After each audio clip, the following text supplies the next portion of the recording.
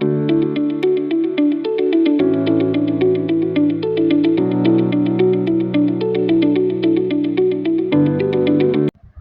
वालेकुम वरहमतुल्लाह। उम्मीद करता हूँ आप सब लोग खैरियत से होंगे। पंजाब के नौजवान लड़के और लड़कियों के लिए बड़ी अच्छी जॉब्स की अनाउंसमेंट हो चुकी है। रेस्क्यू 1122 पंजाब की जानिब से 450 से ज़ायद आसामियों पर भर्तियों के लिए शेड्यूल जारी कर दिया गया है। तालीमी काबिलियत जस्ट अगर आपकी मैट्रिक भी है तो आप अप्लाई कर सकते हैं। पूरे पंजाब से मेल्स एंड फीमेल्स दोनों अप्लाई कर सकते हैं। और आप ये जॉब्स पंजाब के डिफरेंट अज़ला के अंदर आई हैं, लेकिन आप किसी भी ज़िले का अगर डोमिसाइल रखते हैं तो दूसरे ज़िले में भी अप्लाई कर सकते हैं।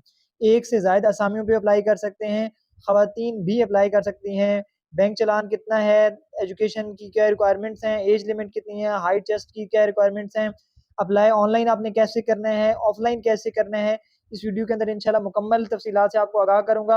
आपने इसको मुकम्मल वॉच कर लेना है, इंशाल्लाह आपको हर एक चीज़ की प्रॉपरली समझ आ जाएगी। ठीक है जी, अब मैं आपको चलता हूँ लेके चलता हूँ एडवर्टाइज़मेंट पर और सारी चीज़ें समझा देता हूँ, ठीक है? अच्छा ये देखें जी, ये ऑफ़िशियल एडवर्टाइज़मेंट है जो कि कल 11 जुलाई 2026 को द एक्सप्रेस ट्रिब्यून के अंदर पब्लिश हुआ है।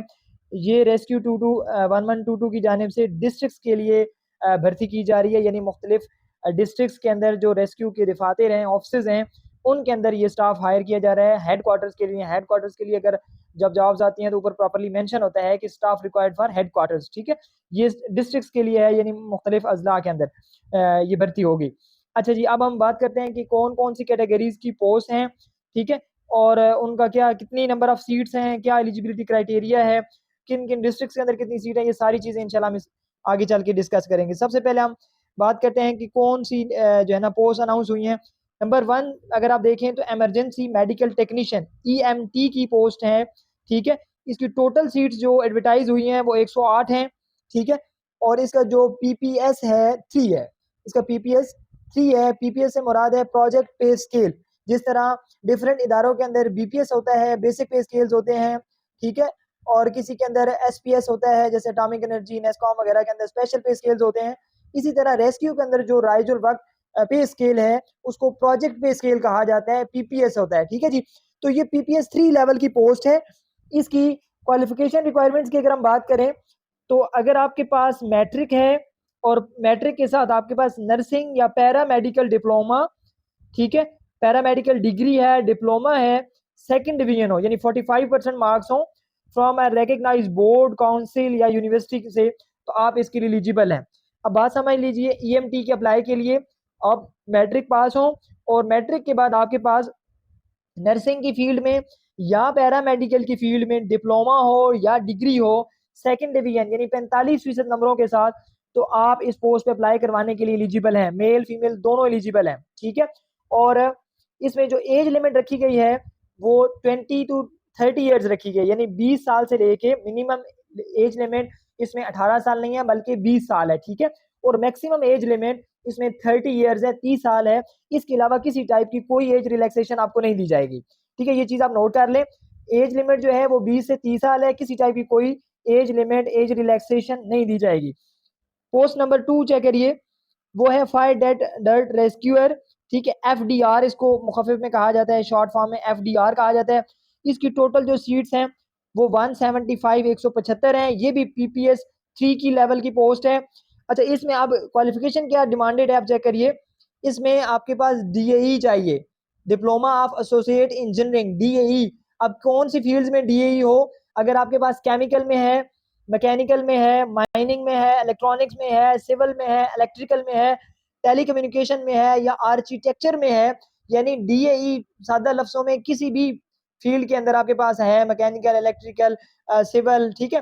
आर्किटेक्चर, टेलीकम्युनिकेशन, किसी में भी है तो आप इस पोस्ट पे अप्लाई करवाने के लिए एलिजिबल हैं। यानी आपकी सबसे पहले मैट्रिक क्वालिफिकेशन हो, मैट्रिक के बाद आपने डीएई किया हो, ठीक है? और डीएई में आपके सेकंड डिवीजन होनी चाहिए, डीएई में आपकी सेकंड डिवीजन होनी चाहिए, यानी कम से कम 45% नंबर हो और रिकॉग्नाइज्ड इंस्टीट्यूट से आपने किया हो, ठीक है? डीएई। एज लिमिट 20 से 30 साल ही है, किसी टाइप की कोई एज रिलैक्सेशन आपको नहीं मिलेगी इसके अलावा। पोस्ट नंबर 3 चेक करिए, ये है रेस्क्यू ड्राइवर जिसको एलटीवी ड्राइवर भी कहा जाता है, ठीक है? इसकी जो पोस्ट है वो 201 पोस्ट हैं अनाउंस हुई हैं, 201 सीट्स हैं। सबसे पहले ईएमटी की 108 सीटें हैं, एफडीआर की 175 हैं, एलटीवी की 201 सीट्स हैं, सबसे ज़्यादा एलटीवी की पोस्ट आई हैं, ड्राइवर की सीट्स हैं। ये पीपीएस 2 लेवल की पोस्ट है, पीपीएस 2 लेवल की पे प्रोजेक्ट पे स्केल इसका 2 होगा। अच्छा, और इनकी मिनिमम सैलरी तकरीबन 40, अगर पीपीएस 2 की मैं बात करूं तो मिनिमम सैलरी आपकी 40,000 45,000 से प्लस पीपीएस 2 की बन जाएगी। पीपीएस 3 की में भी ये 50,000 से ज्यादा हो जाए। अच्छा, इसके लिए जो ड्राइवर की पोस्ट है, इसके लिए जो मिनिमम क्वालिफिकेशन रिक्वायर्ड है वो मैट्रिक है, सेकेंडरी स्कूल सर्टिफिकेट यानी मैट्रिक। मैट्रिक में आप सेकेंड डिवीजन पास हो, रिकग्नाइज बोर्ड से किया हो। लेकिन इसमें एक जो कंडीशन है वो ये है कि आपके पास एलटीवी जो लाइसेंस है वो मस्ट है, एलटीवी लाइसेंस हर सूरत होना चाहिए, अदरवाइज आप इसके लिए एलिजिबल नहीं है इस पोस्ट पे। और एज लिमिट जो है वो 20 to 30 ईयर्स, 20 से 30 साल, ये किसी टाइप की एज रिलैक्सेशन नहीं मिलेगी। अच्छा, अब चेक करिए कि डिस्ट्रिक्ट्स की आगे लिस्ट दी गई है और डिस्ट्रिक्ट्स की लिस्ट के सामने 3 डिफरेंट कॉलम्स बनाए गए हैं। हर कॉलम के अंदर पोस्ट, यानी एक के अंदर इमरजेंसी मेडिकल टेक्नीशियन की डिटेल्स हैं, उनकी सीट अवेलेबल इस डिस्ट्रिक्ट के अंदर है या नहीं है, जैसे ईएमटी, एफडी और एलटीवी। जैसे सबसे पहले अगर आप देखें बहावल नगर को देखें तो यहाँ पे ईएमटी की कोई सीट अवेलेबल नहीं है, एफडीआर ठीक है की 3 सीटें हैं, एलटीवी की कोई सीट नहीं है। इसी तरह भक्कर में जाएं, भक्कर में ईएमटी की कोई सीट नहीं है, एफडीआर की 5 सीट्स हैं, एलटीवी की कोई सीट नहीं है। चकवाल डिस्ट्रिक्ट की अगर हम बात करें तो ईएमटी की कोई पोस्ट नहीं है, एफडीआर की 26 पोस्टें हैं, 26 और एलटीवी की 10 सीट्स हैं। इसी तरह आप बाकी तमाम डिस्ट्रिक्ट्स की ये पूरी लिस्ट आपके सामने इस वक्त जो जिन डिस्ट्रिक्ट्स की सीट्स आई हुई हैं वो तकरीबन 23 डिस्ट्रिक्ट्स हैं, 23 डिस्ट्रिक्ट्स हैं, जिनमें टोबर टेक सिंह है, मुजफ्फरगढ़ है, मियाँ वाली है, खुशाब है, पाकपतन है, रहीम यार खान है, रावलपिंडी, सरगोदा, गुजरात, हाफजाबाद, जेलम, डीजी खान। ये तकरीबन 23 अजला हैं, इनके अंदर ये सीट्स हैं। और हर डिस्ट्रिक्ट के अंदर जो सीट्स आई हैं उनको 3 पार्ट्स के अंदर डिवाइड किए गए। आप देख सकते हैं यहाँ पे ईएमटी की पोस्ट अवेलेबल है या नहीं है, एफडीआर की चेक कर सकते हैं, एलटीवी की चेक कर सकते हैं। ठीक है, उम्मीद है यहाँ तक आपको हर एक चीज की गाइड समझ आ गई होगी। आपको अगर हमारी वीडियो अच्छी लग रही है तो इसको अभी से आपने लाइक जरूर कर देना है। लाइक करने से आपका कुछ नहीं जाएगा, लेकिन हमारा हौसला जरूर बढ़ जाएगा। हमें पता लगेगा कि हम किसी के लिए अगर मेहनत कर रहे हैं तो वो लोग हमें अप्रिशिएट भी कर रहे हैं। ठीक है, हौसला अफजाई करना बड़ी अच्छी बात है। अच्छा अच्छा, अब नेक्स्ट हम बात कर लेते हैं, एक मिनट, इस नेक्स्ट हम बात करते हैं इसके दो, अब हम इस पार्ट में हम चीजें डिस्कस करेंगे। एक तो सिलेक्शन प्रोसेस चेक करते हैं, फिर जनरल जो टर्म्स एंड कंडीशंस हैं जो एडवर्टाइजमेंट एलिजिबिलिटी क्राइटेरिया के ऊपर पोस्ट के सामने मेंशन नहीं था, अलग से उन्होंने दिया, हम उसको भी डिस्कस करेंगे। सबसे पहले हम सिलेक्शन प्रोसीजर पे बात कर लेते हैं कि इन पोस्ट का सिलेक्शन प्रोसीजर क्या होने वाला है। ठीक है जी। अच्छा, सबसे पहला पॉइंट चेक करिए कि एप्लीकेशन आपने देनी है। ये जो जॉब्स हैं ये थोड़ा टेम्परेरी बेस्ड जॉब्स हैं। ठीक है, ये ट्रांसफरेबल नहीं है कि एक पोस्ट से आप अप्लाई ईएमटी में करें और कल को आप कहें मुझे रेस्क्यू ड्राइवर बना दें, ऐसा नहीं है। ट्रांसफरेबल पोस्ट नहीं है, नॉन ट्रांसफरेबल है। और आप किसी टाइप की रेगुलाइजेशन को भी क्लेम नहीं करेंगे, इदारा कह रहा है क्लियर कट कि रेगुलाइजेशन नहीं, आप कॉन्ट्रैक्ट पे ही रहेंगे। ठीक है, एक पॉइंट। सेकंड क्या है कि अब अप्लाई का प्रोसेस आपने कैसे करना है, अप्लाई ऑनलाइन आपने करना है। सबसे पहले सेंट्रल टेस्टिंग सर्विस, ठीक है, सीटीएस, ये एक इदारा है जो टेस्टिंग सर्विस है पाकिस्तान के अंदर, मशहूर है सीटीएस पाक। ठीक है, इसकी ऑफिशियल वेबसाइट पे आपने जाके अपनी ऑनलाइन रजिस्ट्रेशन करवानी है, अप्लाई एप्लीकेशन फॉर्म फिल करना है, चालान डाउनलोड करके पे करना है।